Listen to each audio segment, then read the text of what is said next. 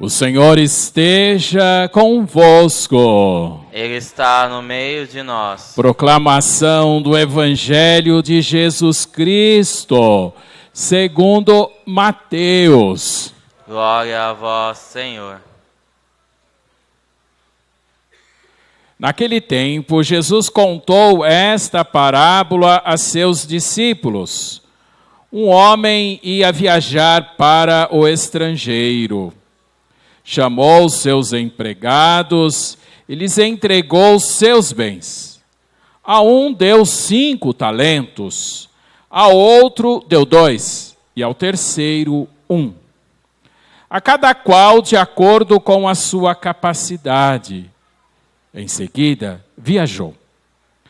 O empregado que havia recebido 5 talentos saiu logo, trabalhou com eles e lucrou outros 5. Do mesmo modo, o que havia recebido 2, lucrou outros 2. Mas aquele que havia recebido um só saiu, cavou um buraco na terra e escondeu o dinheiro do seu patrão. Depois de muito tempo, o patrão voltou e foi acertar contas com os empregados. O empregado que havia recebido 5 talentos, entregou-lhe mais 5, dizendo: Senhor, tu me entregaste 5 talentos, aqui estão mais 5 que lucrei. O patrão lhe disse: muito bem, servo bom e fiel. Como foste fiel na administração de tão pouco, eu te confiarei muito mais. Vem participar da minha alegria. Chegou também o que havia recebido 2 talentos e disse: Senhor, tu me entregastes 2 talentos. Aqui estão mais 2 que lucrei. O patrão lhe disse: muito bem, servo bom e fiel. Como fostes fiel na administração de tão pouco, eu te confiarei muito mais. Venha participar da minha alegria. Por fim chegou aquele que havia recebido 1 talento e disse: Senhor, sei que és um homem severo, pois colhes onde não plantaste e ceifas onde não semeaste. Por isso fiquei com medo e escondi o teu talento no chão. Aqui tens o que te pertence. O patrão lhe respondeu: servo mau e preguiçoso. Tu sabias que eu colho onde não plantei e ceifo onde não semeei? Então devias ter depositado o meu dinheiro no banco, para que ao voltar eu recebesse com juros o que me pertence. Em seguida o patrão ordenou: tirai dele o talento e dai àquele que tem 10. Porque a todo aquele que tem será dado mais e terá em abundância. Mas aquilo que não tem, até o que tem lhe será tirado. Quanto a esse servo inútil, jogai-o lá fora, na escuridão. Aí haverá choro e ranger de dentes. Palavra da salvação. Glória a vós, Senhor. Nós sentamos um pouquinho, meus caros irmãos e irmãs, mais uma parábola na sequência para nós no Evangelho de Mateus, que estamos acompanhando. Na verdade, nós estamos para concluir, né, na próxima semana, o nosso chamado ano litúrgico. O ano litúrgico ele começa sempre com o tempo do Advento, na preparação para o Natal, ou seja, daqui 2 domingos nós teremos o primeiro domingo do Advento, e encerra-se sempre na festa de Cristo Rei, no próximo final de semana. Ao longo desse ano litúrgico, a gente refletiu a partir do Evangelho de Mateus. E nós estamos vivenciando, nessas últimas semanas, uma sequência de parábolas de Jesus. A parábola de hoje tem uma mensagem muito semelhante, parecida com a mensagem da semana passada. Vamos resgatar um pouquinho para até nós chegarmos e podemos fazer essa conclusão no próximo domingo. Jesus conta parábolas, eu já dizia isso semana passada. E ele parte sempre daquilo que as pessoas conhecem. usa uma linguagem que fazia parte do cotidiano. E a partir daí, evidentemente, ele deixa um grande ensinamento para nós. Semana passada foi aquela parábola das 10 moças que indo para o casamento com as suas lamparinas. Eu dizia, representa a caminhada da nossa vida. O contexto, eu dizia, era a grande preocupação, um grande questionamento que as pessoas tinham sobre a vinda definitiva de Jesus. Jesus nos garantiu que virá para estabelecer o seu reino definitivo. E aí as perguntas, quando será? Como será? De que maneira vai acontecer, então, o chamado fim do mundo, o fim dos tempos? É essa questão que São Paulo está respondendo para nós diretamente nessa segunda leitura. São Paulo fala assim, olha, quanto àqueles dias, ou seja, o fim do mundo, o fim dos tempos, nós não devemos nos preocupar, nós não devemos saber a data, o momento, o local, nem saberemos, pertence a Deus, diz ali Paulo. Então não deve ser nunca essa a nossa preocupação. A nossa preocupação, como ele vai respondendo ao longo das suas cartas, como Jesus vai falando para nós ao longo do seu evangelho, a nossa preocupação deve ser outra. A grande preocupação que deve, digamos assim, tomar a nossa energia, a nossa motivação, é fazer acontecer na nossa vida o reino de Deus. Deixar acontecer em nossas vidas os valores do evangelho. É justamente esse o sentido das duas parábolas da semana passada e de hoje. Semana passada, então, elas estavam indo, metade tinha óleo suficiente, mais um pouco, e a outra metade não tinha, só tinha um pouquinho. Não levaram uma reserva.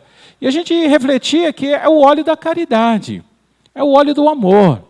O óleo significa, na verdade, ali na lamparina, naquela parábola, tudo aquilo que nós fazemos de bom, meus caros irmãos e irmãs, de uma tal maneira que o amor de Deus presente em nossas vidas, como que uma reserva desse óleo, acumulando dentro dos valores do reino de Deus.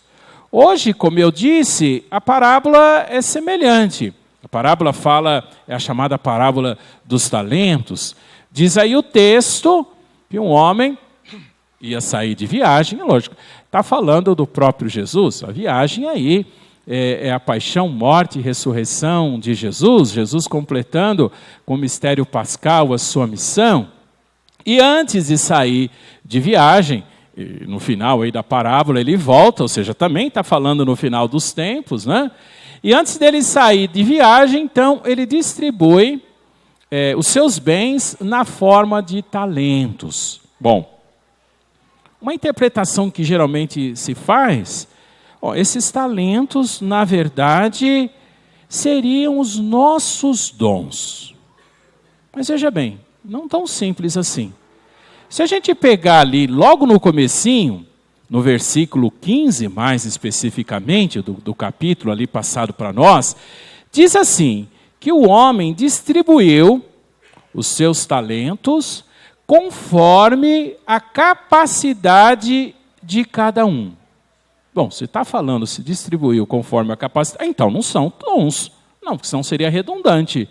O que seriam, então, esses talentos, meus caros irmãos e irmãs? Na verdade, esses talentos, nós podemos afirmar com toda certeza, são todas aquelas oportunidades que Jesus nos dá.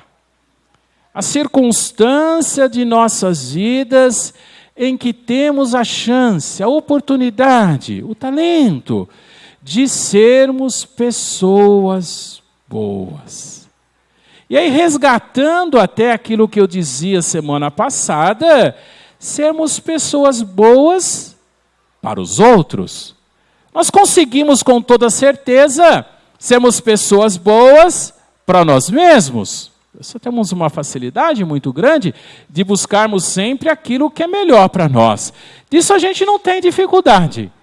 O grande desafio, meus caros irmãos e irmãs, dentro desta perspectiva do Evangelho de Jesus, é sermos pessoas boas para os outros, capazes de viver o amor de Deus, deixarmos nos transformar por esse amor de Deus, de uma tal maneira que esse amor possa ir além de tudo aquilo em nós, transbordando em nós, transbordar no amor de Deus, sermos de Deus em todas as circunstâncias e sermos capazes de viver o seu amor e transmitir para as outras pessoas esse mesmo amor de Deus.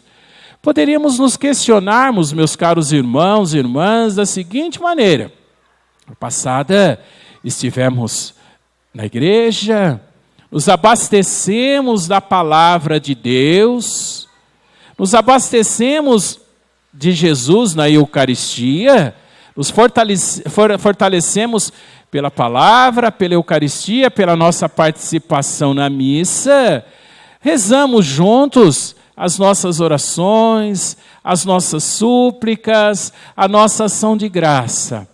E ao longo da semana, com toda certeza, tivemos muitas oportunidades de sermos pessoas boas.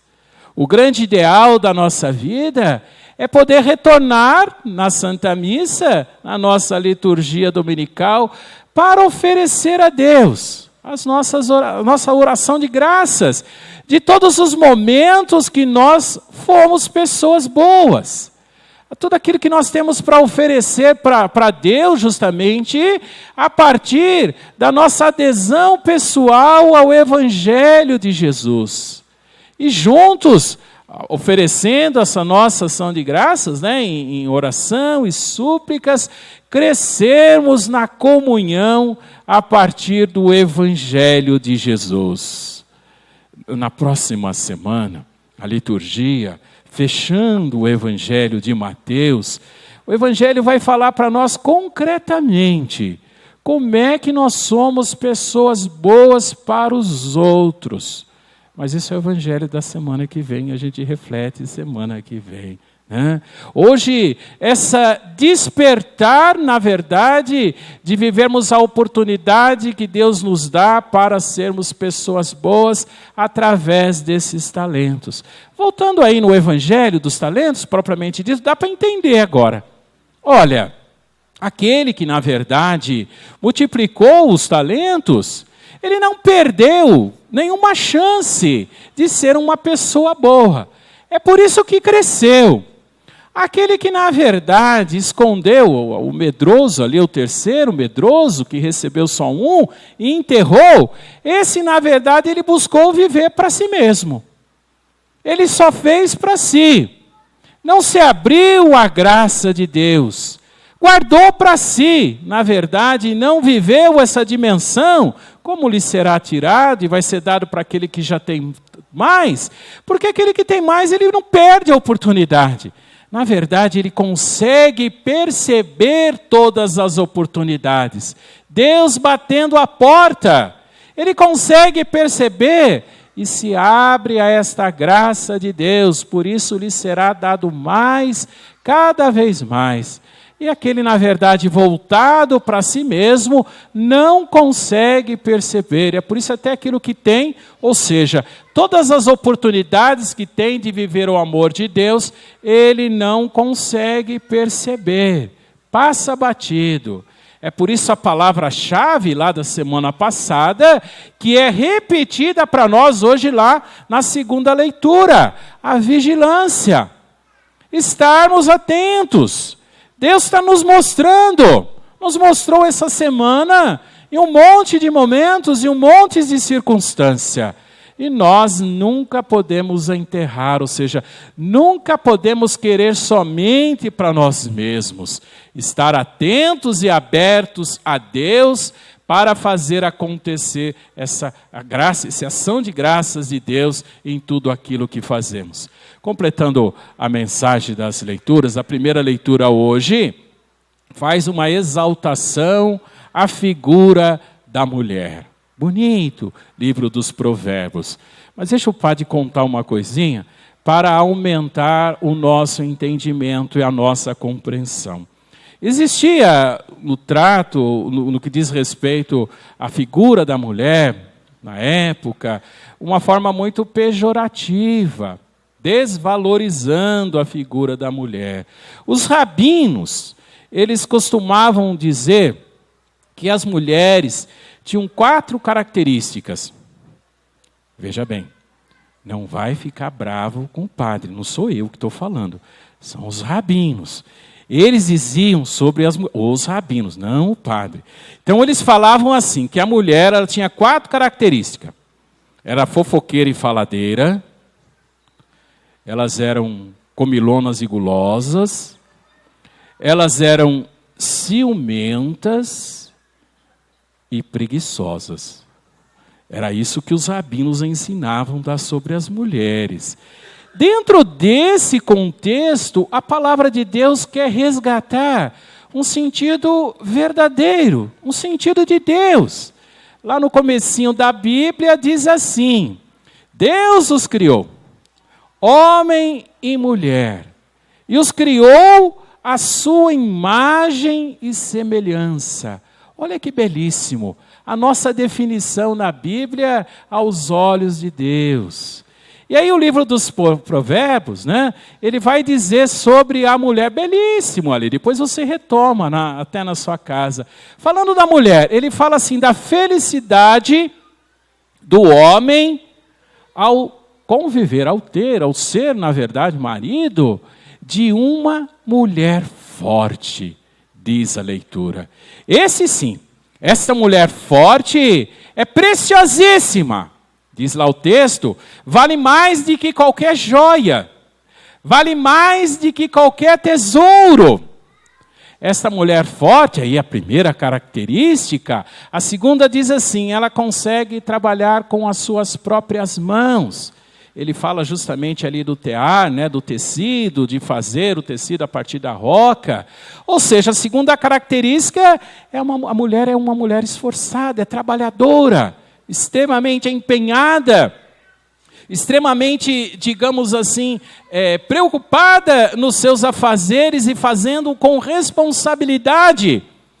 A terceira característica colocada ali no livro dos Provérbios, diz que essa mulher forte, essa mulher trabalhadora, ela estende a mão aos necessitados. Ela olha justamente para os pobres. Hoje foi celebrado justamente no mundo o Dia do Pobre. O Papa diz hoje lá no Vaticano justamente isso, que às vezes o pobre é ignorado e passa-se muitas vezes desapercebidos, as pessoas não se interessam. Aí diz o texto sobre a mulher, que a mulher ela estende a mão ao pobre, ou seja, a mulher é caridosa. A quarta característica, então, se eram 4 afirmações ruins, né? Aí o texto traz 4 coisas boas. Ela é forte, trabalhadora, caridosa e diz ali concluindo, ela teme ao Senhor. É uma pessoa de fé. O que seria de nós, meus caros irmãos e irmãs, se não fosse a fé das mulheres que conduzem as suas famílias, motivam os seus maridos, incentivam os filhos, mostram justamente esse caminho de Deus, esse caminho que nós somos chamados a fazer como os discípulos. Verdadeiramente, meus caros irmãos e irmãs, o que seriam? Aí perguntaram para mim, eu concordo com o livro dos Provérbios, não concordo com os rabinos, não. Com essa motivação no nosso coração, continuamos a missa com a nossa profissão de